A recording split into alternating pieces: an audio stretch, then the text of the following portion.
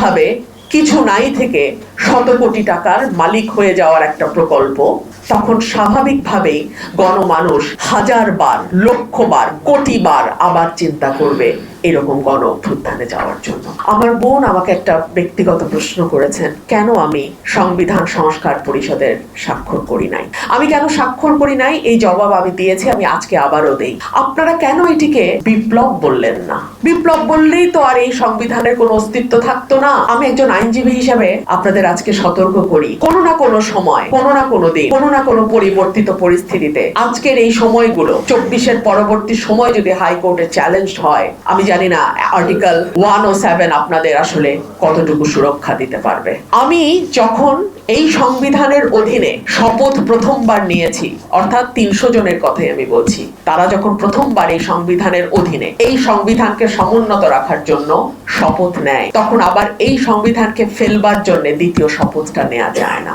অন্তত আমার সীমিত আইনগত ধারণা তাই বলে। আপনি যদি এটাকে বিপ্লব বলতেন, আপনি যদি সংবিধানকে প্রথম দিনই ছুঁড়ে ফেলে দিয়ে বলতেন আমরা নতুন করে আবার সংবিধান লিখবো, এই সংবিধানের আর কোনো অস্তিত্ব নাই, এটা একটি বিপ্লব তৈরি হয়েছে, তাহলে আমার সংবিধান নতুন করে গণপরিষদের যেটা, সেটা আমরা নিতে পারতাম।